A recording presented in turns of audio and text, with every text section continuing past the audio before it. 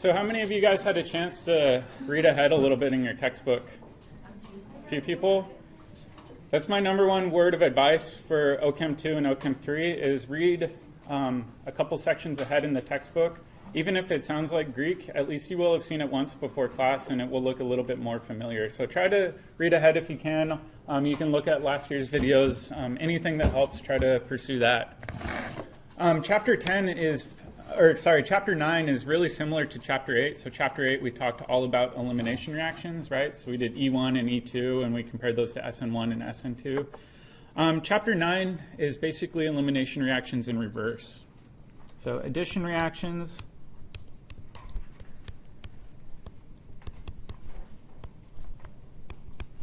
are elimination reactions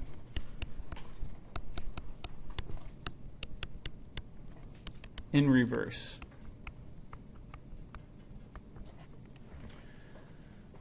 Essentially what I mean by that is if you look at an elimination reaction,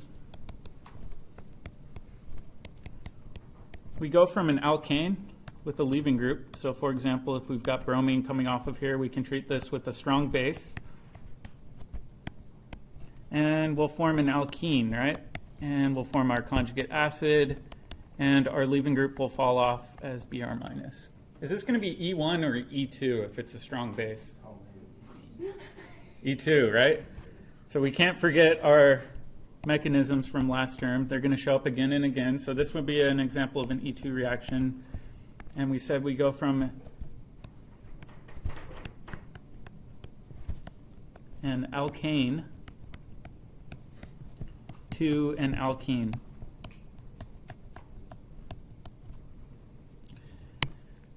Addition reactions, you can imagine instead of going from an alkane to an alkene, we're going from an alkene to an alkane, right? And there's a bunch of variants of this. So I'm going to make this super duper generic at first, and then we'll go through all the variants in class. So if we have an alkene, we can treat this with some sort of XY molecule, and this can add across our pi bond in a bunch of different ways so that we have X and Y now covalently bonded to those carbons. So let's make a little note. We go from an alkene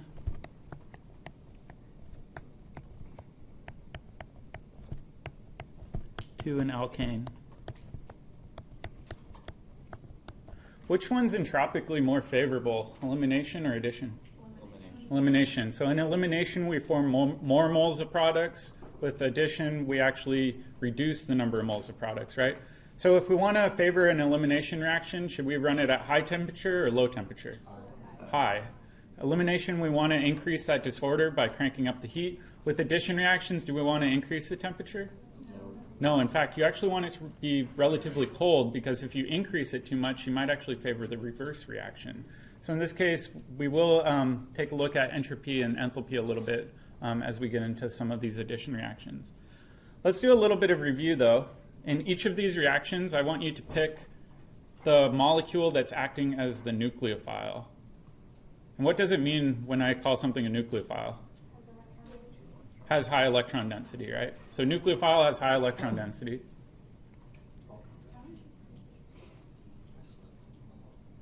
Once you think you've identified the nucleophiles, check with your neighbor and see if you guys agree.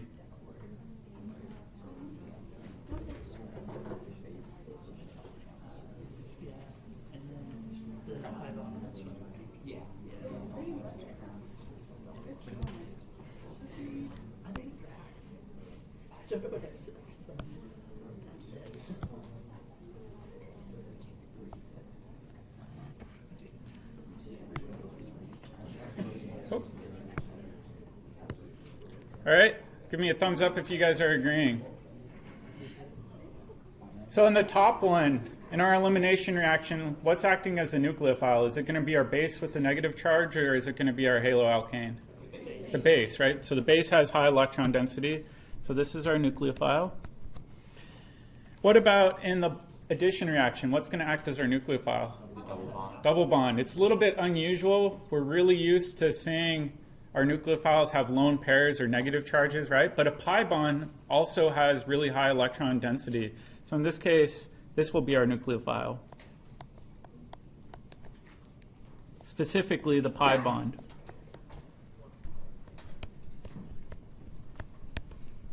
And so when we talk about addition reactions, really what we're looking at is a pi bond attacking an electrophile of some sort. So let's make just a brief note of that.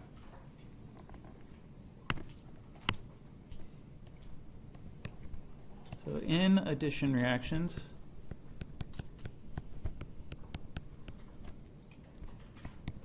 the pi bond acts as the nucleophile.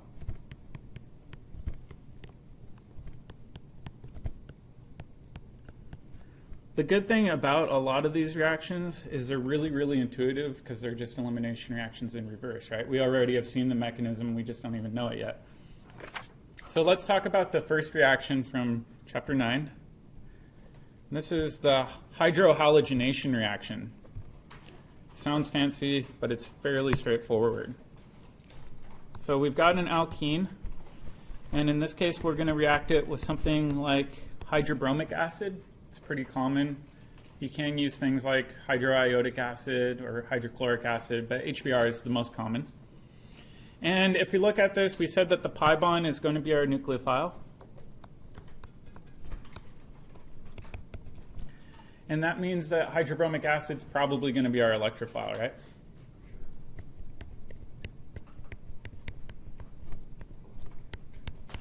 We know that our nucleophiles like to attack our electrophiles. We know that the pi bonds are nucleophilic site. What do you think is going to be the electrophilic site on HBr? Is it going to be the hydrogen side or the bromine side? Hydrogen side, right? So if we think about this, it's got a dipole. That means that that hydrogen's partial positive. So if we do some electron pushing, we can say this pi bond's going to grab this proton, and then what do you think is going to happen next? Yeah, kick off the bromine. The thing that confuses students a lot with this reaction is they say, well, you have the arrow coming from the middle of the pi bond, right? So we've got two options of our product, right? So let's draw both options. We could have one where the proton goes to that central carbon, or we can have one where it goes to the terminal carbon. Which one do you think is more likely? The right side. The right side. Why is this product on the right more likely than the one on the left? More stable. Yeah, it's more stable carbocation. So we're going back towards these same trends. So we know that this one's not very likely because it's a primary carbocation that's really unstable as opposed to our secondary carbocation. So now what we can do is we've got this bromine floating around, or bromide, I should say. And this bromide can attack into that carbocation and give us a new haloalkane. Are we forming a stereocenter here? No. So in this case, it's important to remember that that carbocation is an empty p orbital you could attack from the top face or the bottom face. But in this case, it really doesn't matter because it would give you the exact same product. So it's a really straightforward reaction. And let's make a couple of notes for it. So the hydrogen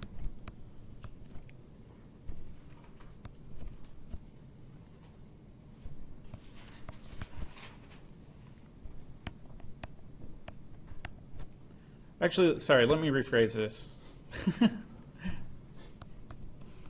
The intermediate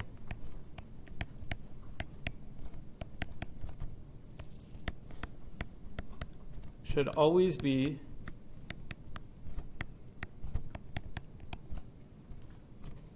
the more substituted carbocation, or stable, I should say.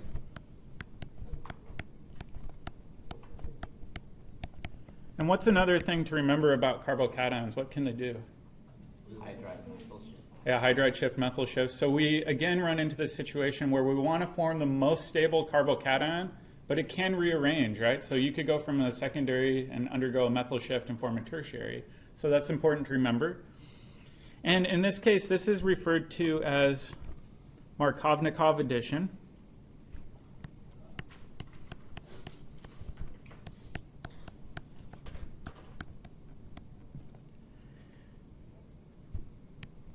And this occurs when the halogen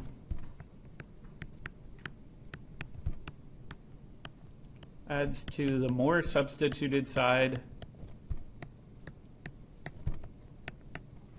of your alkene. So we've got some new terminology. That Markovnikov addition is pretty common. We should watch out for stereoisomers.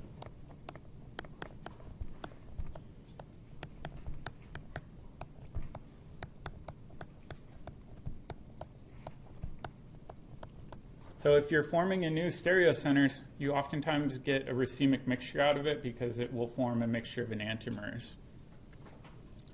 All right, let's do a little bit of practice, and I'll have you guys try to figure this one out on your own.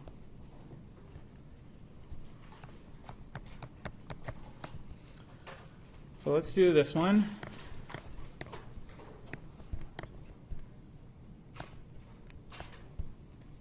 I won't ask you to name this alkene, but you should be able to.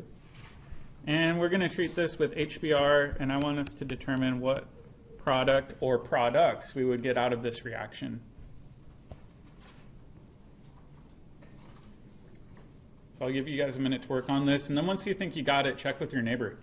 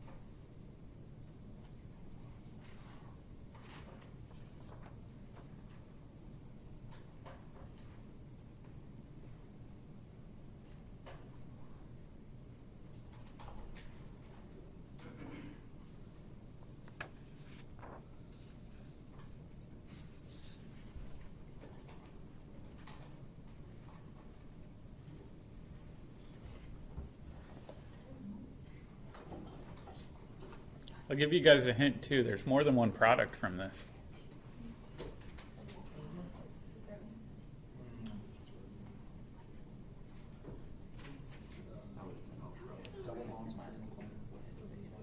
Oh, I meant to do a dash, but I know. I'm just saying that's. I don't know, I crossed this off by Joe. Yeah. But this should the be. book said This they should do be this, right. right? Yeah. For that one, yeah, but your second one, which would be It'll do all the options, non,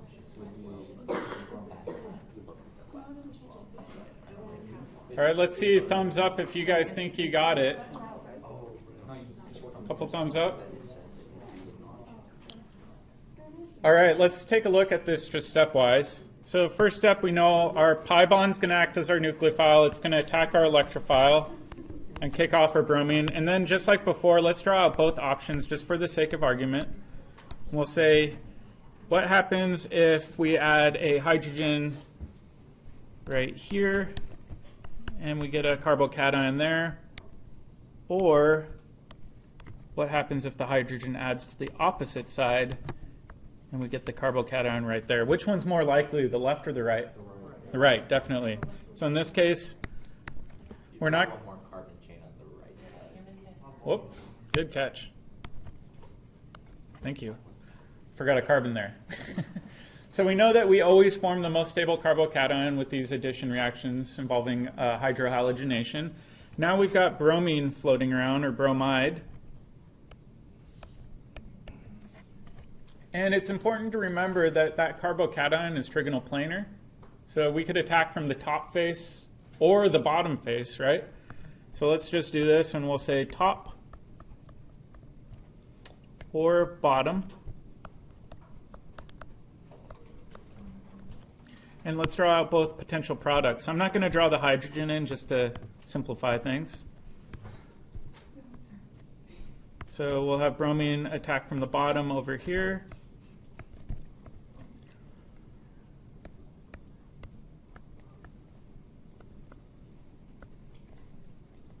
Whoop, actually, sorry. And then we'll have it attack from the top over here. Are these the same, different? What's the relationship between them? Enantiomers, right? So they're opposite stereocenters. There's only one stereocenter. So this would give you a mixture of enantiomers. Do you think it's going to be roughly 50-50 or exactly 50-50 or one more than the other? Exactly 50. Yeah, exactly 50-50. So in this case, we would call this what mixture? Racemic.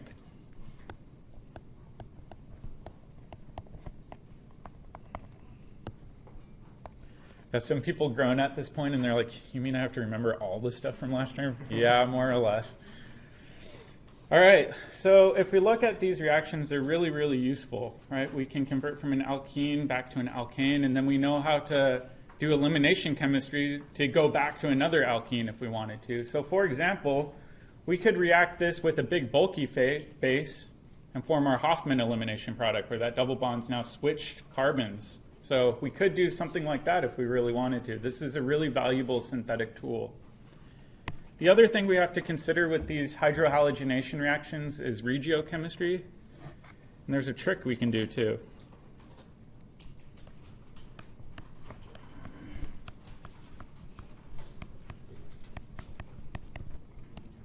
So remember, stereochemistry refers to whether or not you're getting a mixture of diastereomers or enantiomers. Regiochemistry is now looking at what? If they're in different positions. Yeah, if we're forming maybe constitutional isomers. So in this case, we do have an option of forming constitutional isomers. However, we have to change reaction conditions. So let's take this example. If we do this, we know that the bromine is going to add to the more substituted side of the alkene. And we said that this is referred to as Markovnikov addition.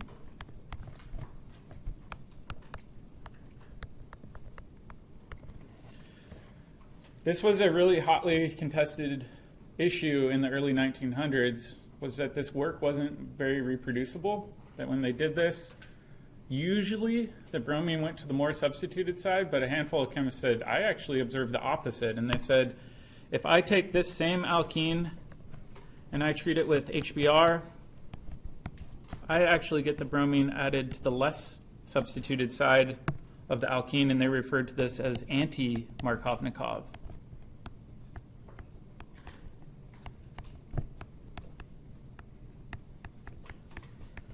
Did anybody read ahead in the book and figure out what the impurity was that caused this?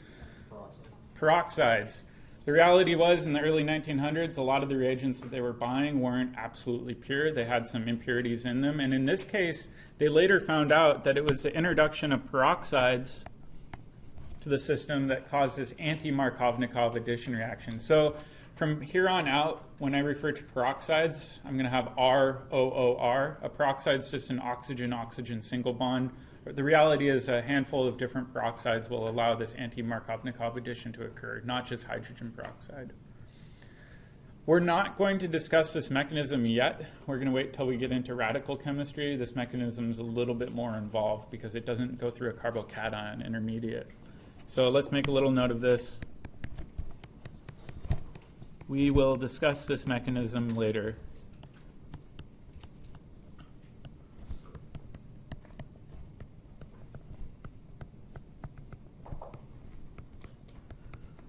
But again, we're kind of expanding what I call our synthetic toolbox. So we're working with new ways of forming new haloalkanes, and we can determine which carbon we want the halogen attached onto. Does that make sense?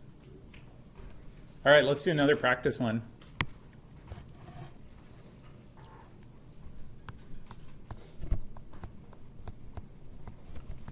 I'm going to make this one a little bit more challenging. Too soon for judge.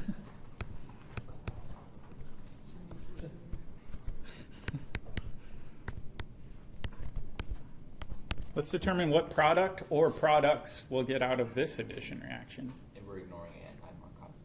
Yeah, in this case, we'll assume that there's no peroxide, so this would be an example of a Markovnikov addition reaction.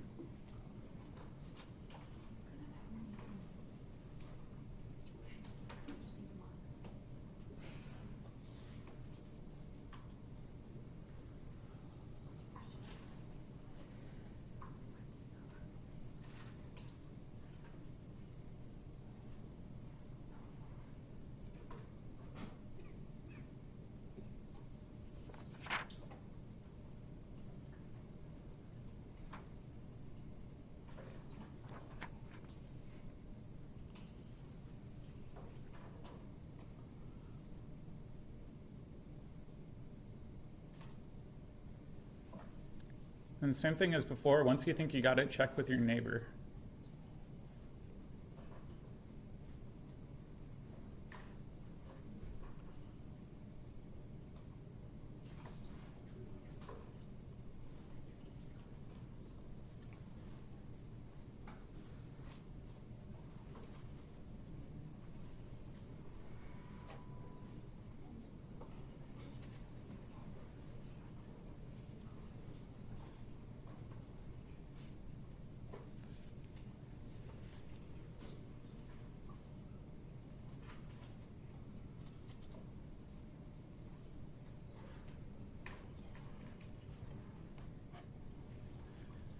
And then just for fun, let's do another challenge problem, but this one's pretty similar. So we'll do HBr. However, this time I'm going to add in peroxides.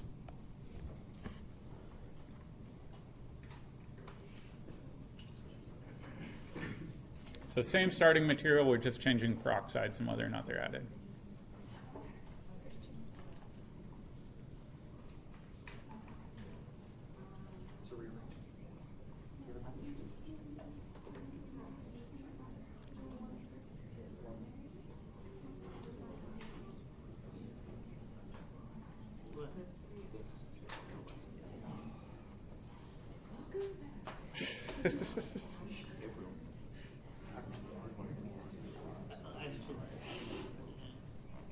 All right, let's see thumbs if you guys think you got it already.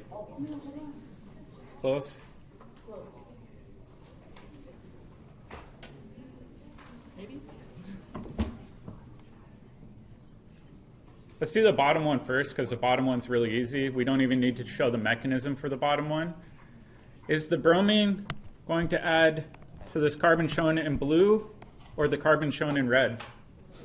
Blue, right? Anti-Markovnikov product always goes to the less substituted side, so we can say, all right, that's pretty straightforward. We don't even need to show the mechanism yet. I like it. So we only get one product, right? We're not forming a stereocenter. We don't have to worry about any of that. So we only get one product there. All right, let's do the top one. For the top one, we know that the alkene is going to attack. It's going to kick off our bromine. And we know that we're going to form the secondary carbocation, not the primary carbocation, right? Okay, now do we have bromine attack straight in? No. What do we have to do? Methyl shift, right? So in this case, we can move this methyl group over.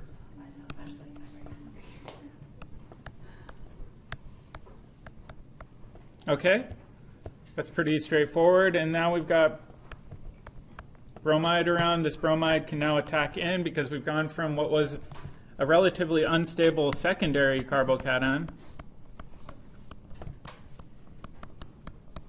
to a more stable tertiary carbocation. Remember that you can do alkyl shifts of methyl groups, ethyl groups. You can do hydride shifts with hydrogens. So look at all of the potential options here. In this case, the only option is methyl versus methyl versus methyl. So it doesn't really matter which one you move. But the goal is to always form a more stable carbocation.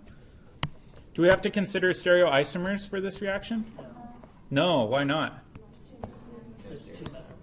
Yeah, the product that we're forming doesn't have any sort of stereocenter. So the reality is we only get one product out of this. So this top reaction we said is going to be our Markovnikov addition. And for the bottom one down here where we added peroxides, we said that this would be anti-Markovnikov.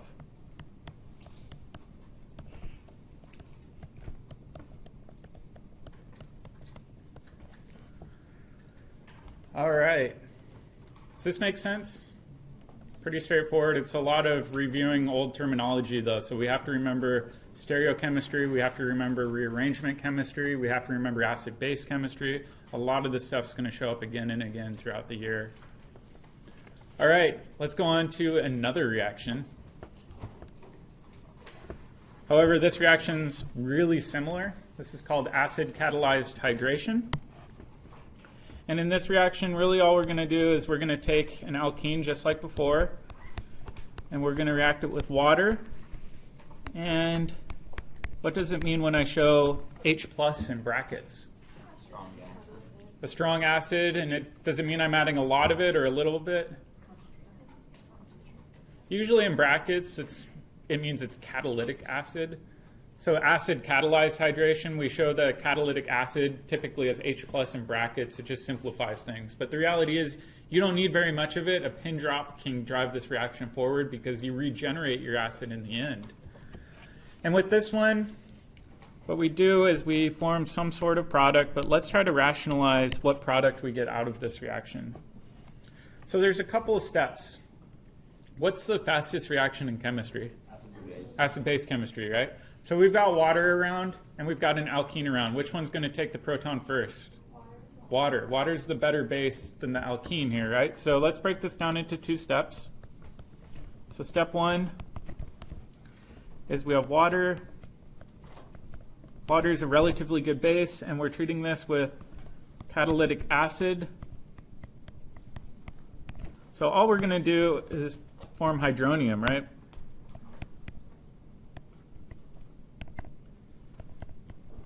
Pretty straightforward. And then in step two, we're going to use that hydronium.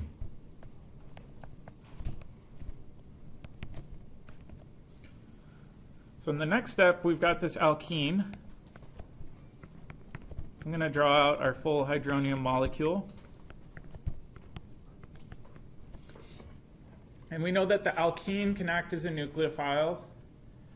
And just like before, we can protonate our alkene with some sort of strong acid. Hydronium's a strong acid, so that it'll work. And then let's try to predict what our next product will be. Or our intermediate, I should say.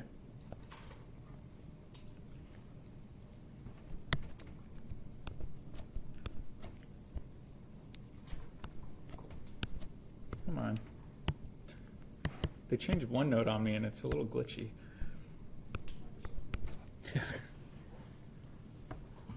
So is the hydrogen going to get added to the less substituted side or the more substituted side?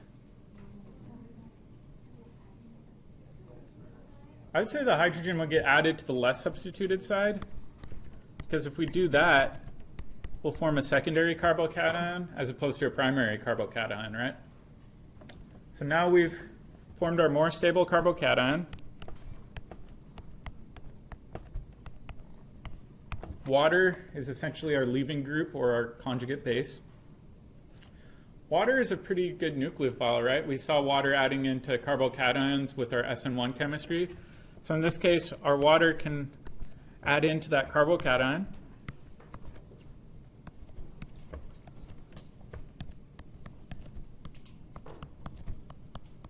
And then what do you think the last step is after it adds in? Deprotonation. Yeah, deprotonation. So typically when you run these reactions, you're running it in an excess of water. And when you do this, you can form an alcohol and you regenerate your acid, right? So the acid in this case is catalytic. That's why you only need to add a small amount. So let's make a note of this.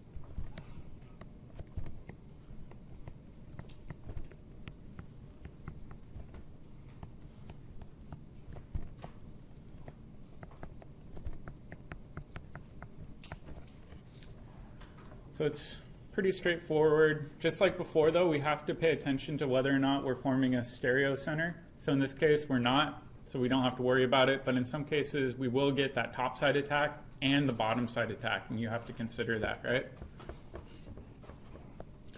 So let's make a couple notes regarding this reaction.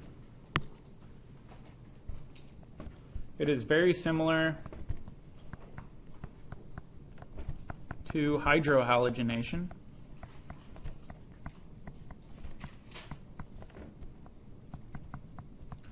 But instead of forming a haloalkane, you just form an alcohol. And we said that the acid is catalytic.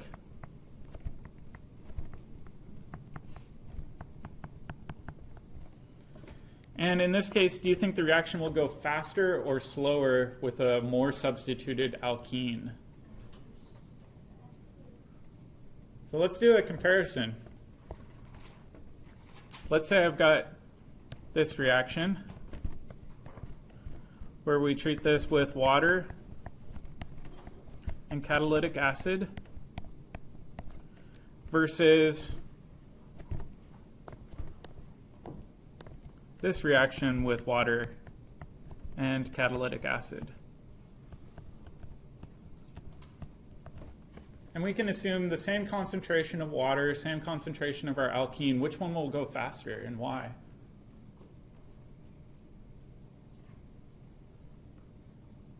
More substitute because it's a more stable intermediate. So if we think about the intermediate for the top reaction, right? We would form a tertiary carbocation. For the bottom one, if we did the same reaction, we would form a secondary carbocation. Which one's got the lower activation energy, the top reaction or the bottom one? The top one. The top one, because we're forming a more stable intermediate, will occur at a much faster rate. So the reaction proceeds faster.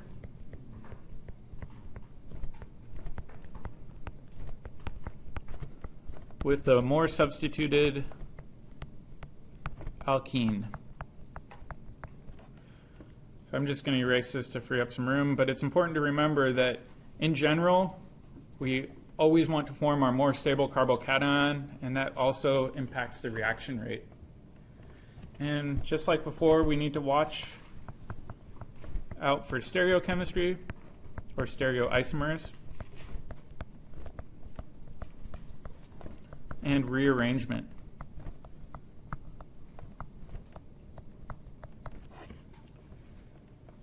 All right, now this brings me to the reaction we ended on last year. That was the formation of cyclohexene, right?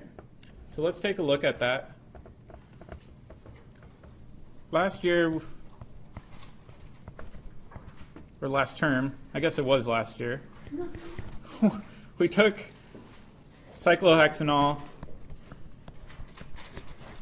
we formed cyclohexene, and water was the byproduct from that reaction, right?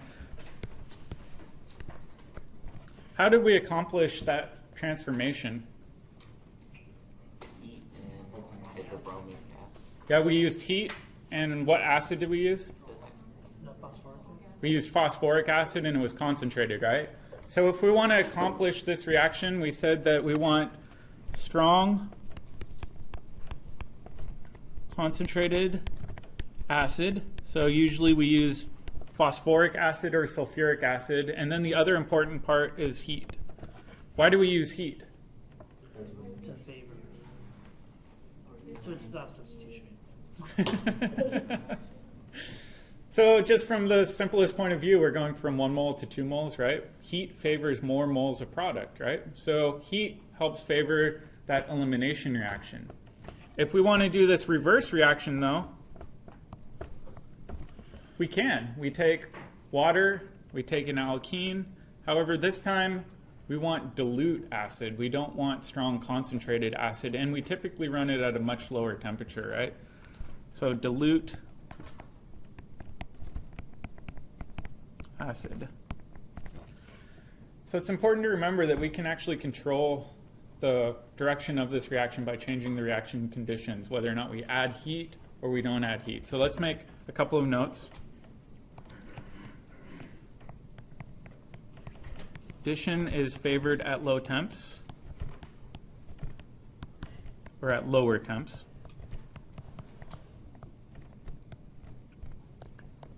Elimination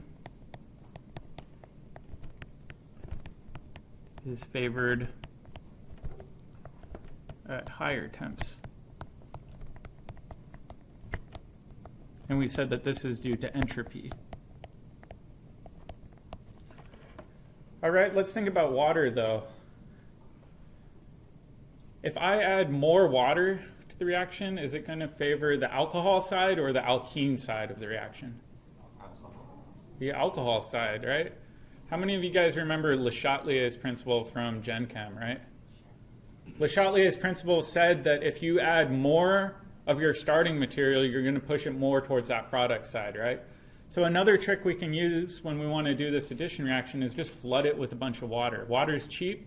Put in, let's say instead of 1 equivalent, throw in 1,000 equivalents or 100 equivalents. It doesn't really matter. If we add more water, we can actually increase the reaction rate and push the reaction towards the alcohol side. Wouldn't that also dilute your acid? Exactly. So that's why when we show this reaction, we typically show it as dilute acid. If it's concentrated acid, that's not really helping push the reaction towards the alcohol side. So let's make a note of that.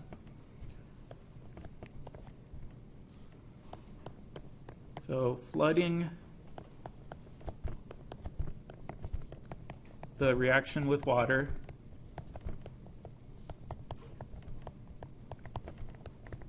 will favor addition. And we said that that's simply due to Le Chatelier's principle. Does that make sense? All right, I think we're going to stop there. Remember, the pod is not due tomorrow. I know it was originally due tomorrow. I'll hand it out tomorrow, and it will be due the following day. So I'll give you guys an extra day to work on it. You're welcome to look at it online, though, if you want to read ahead in the textbook.